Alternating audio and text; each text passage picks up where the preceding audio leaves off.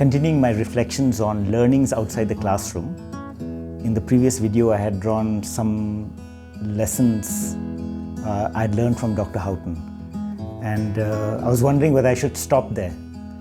But as I confessed earlier, Dr. Houghton's influence in my life was much more than I had thought. And so as I kept thinking, more memories came, and a greater appreciation of his impact in my life was realized. And so I continue that series of learning outside the classroom, once again reminding you these videos are not to honor Dr. Houghton or any future teacher that I may mention, but just to emphasize learning outside the classroom happens. That we are not just influenced by our teachers in what they teach in the classroom, but also how they live their lives and what their lives represent. So I want to highlight two ideas in this video that I learned from Dr. Houghton, and they are a bit controversial, which means that not everybody will agree that those are good ideas, but those ideas impacted me. The first idea was teach a few, and the second idea was influence is greater than power. Explaining the first point, teach a few, Dr. Houghton very strongly believed that you take a small group of people, you teach them well, and then the learning is greater and the impact is greater. So his idea was that when he developed SAIACS, he didn't want it to become a big university or college or something. So it was maximum maybe 100, 120 students who you train with excellence so that there is genuine learning and they will be able to take what they have learned to more people. That was his idea, I think. I hope I'm not misrepresenting him, but that's what I learned from him, that you teach a few and you gain greater impact. Now, why I say this is controversial is because even for me, I was a little hesitant about teach a few and have greater impact. Because what is this greater impact?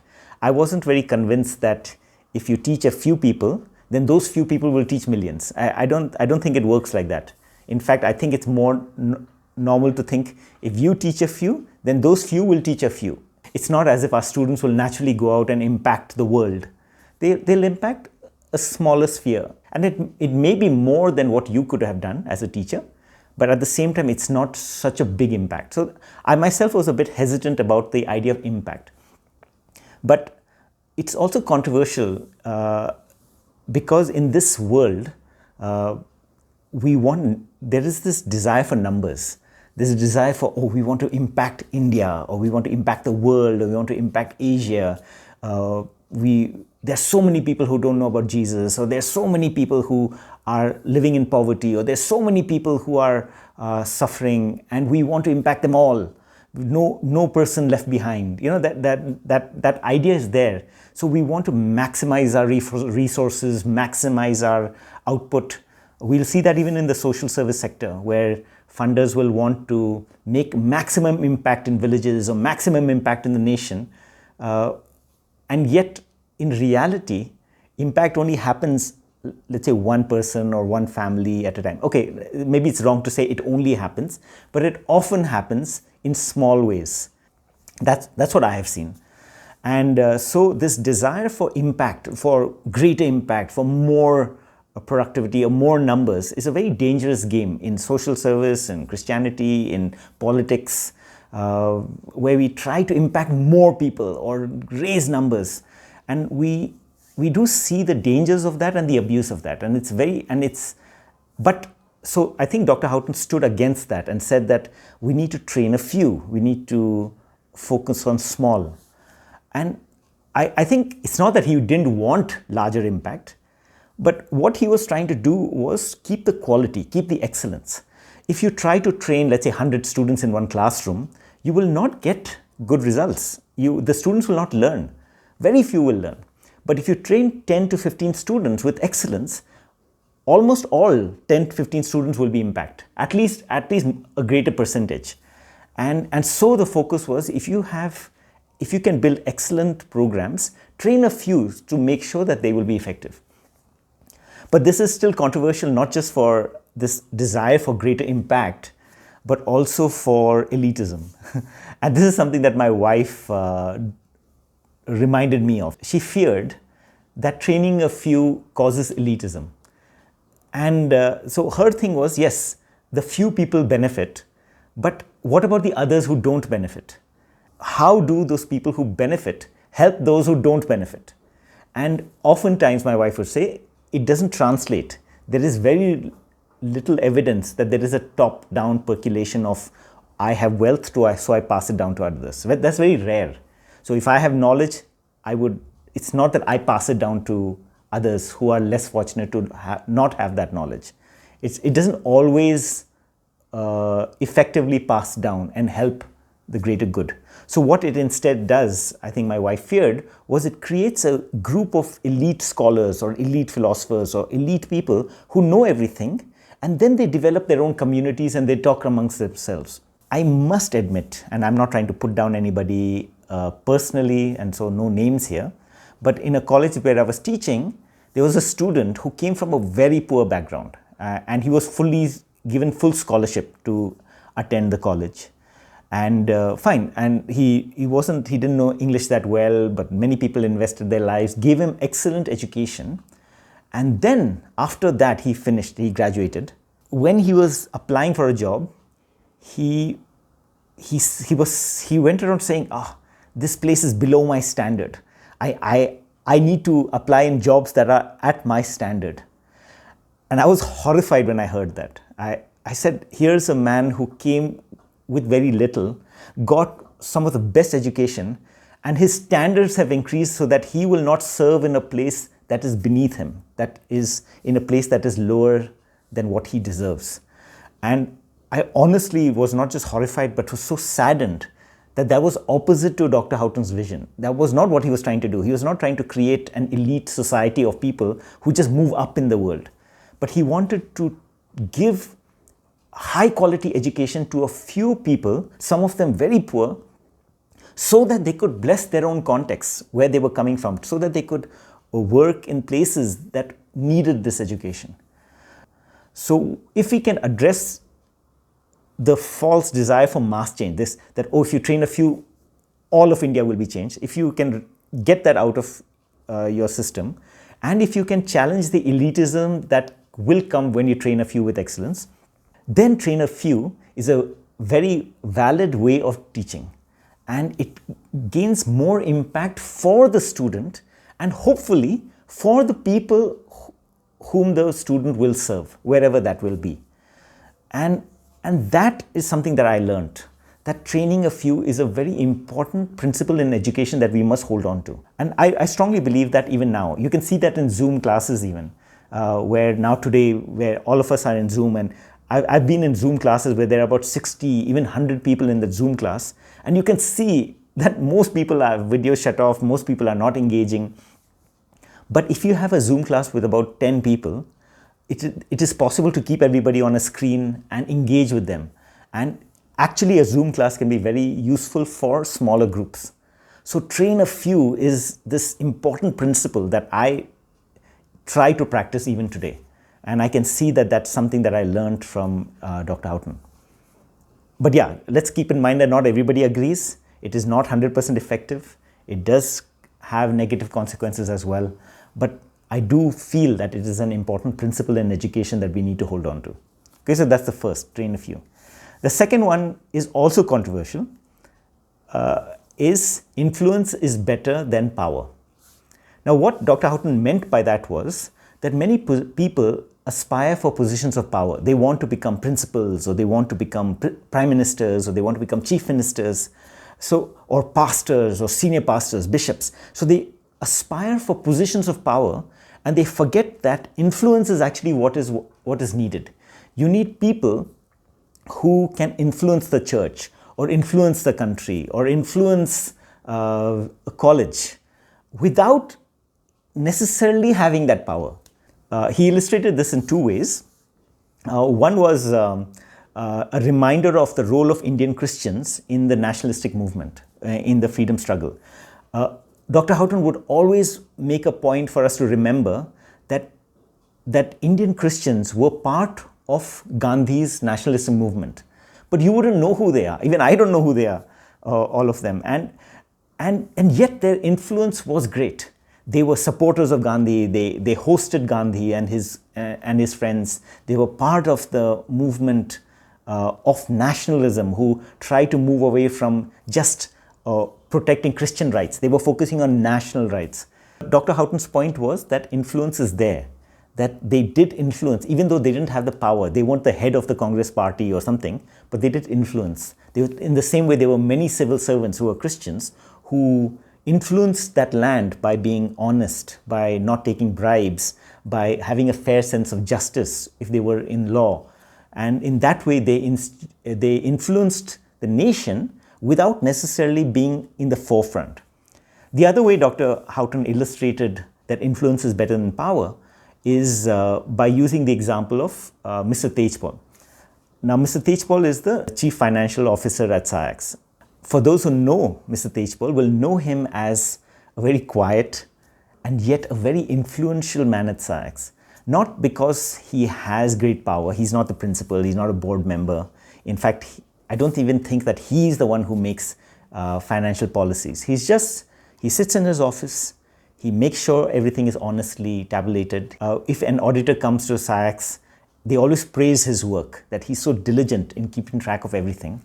And Dr. Houghton would always look at Mr. Tejpal and say, here's a man who doesn't vie to be principal or doesn't vie for positions of power, and yet his influence in the college is very great.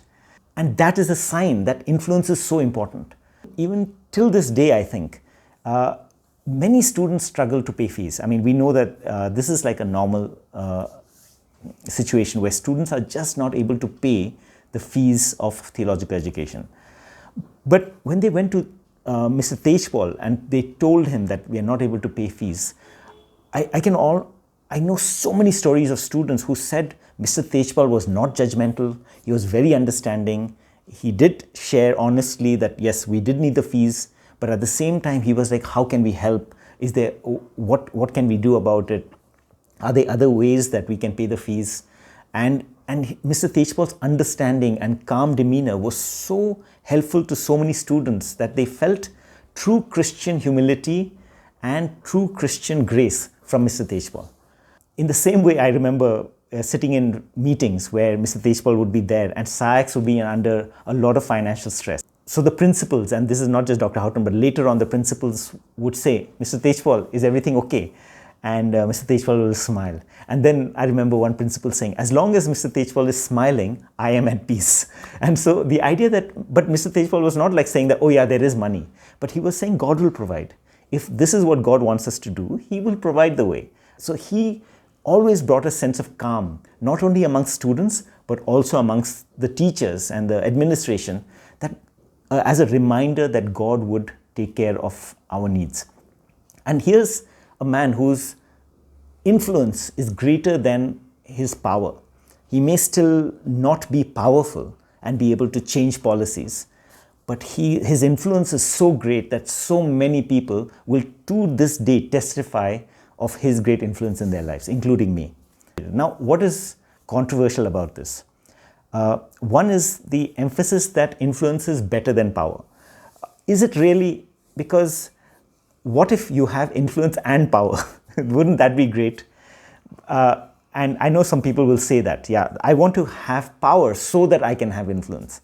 So many people will not agree with Dr. Houghton. They will say, no, it is good to have power. I want to be the pastor. I want to be the bishop so that I can have greater influence. So that is one reality that some people will say, no, it's not always true that influence is better than power.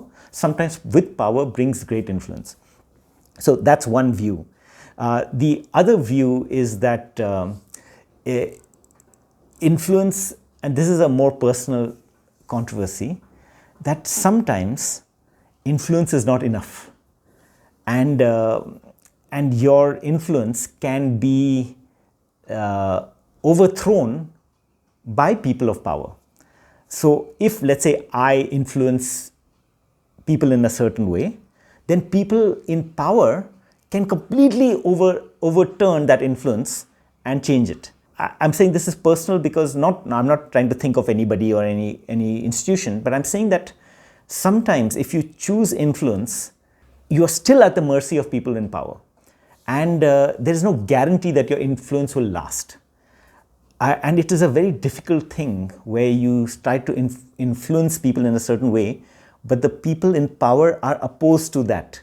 And then they actually work against that idea. And I think I need to illustrate, but I don't want to put down anybody. But this is something that happened in SAIACS many years ago. This is not right now, so this is not reality right now.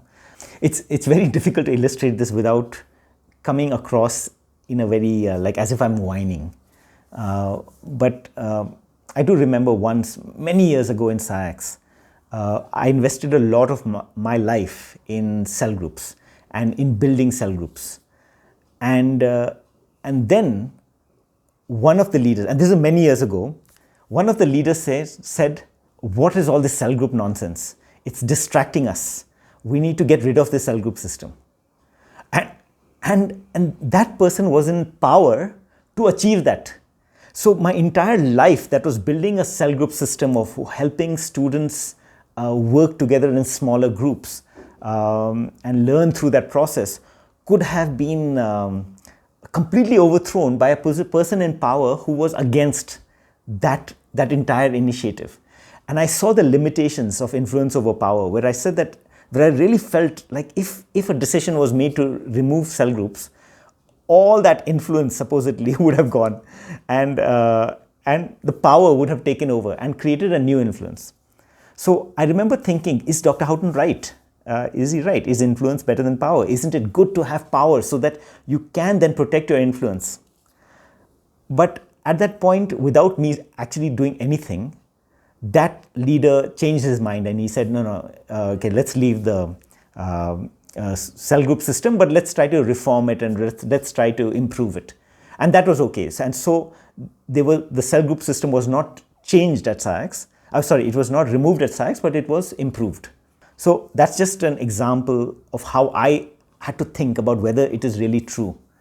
With that said, I really found that it became a lifelong struggle. That if you don't have power, if you don't have position, it's very difficult to continue to be motivated to influence students. It's continue to be motivated to help people where you don't know in one shot you could lose that influence. It is a very, very hard thing to do. Similarly, influence does not necessarily mean systems are created. You can influence one group of students, but in the next group of students, you may completely lose your influence. They may not even know you, trust you.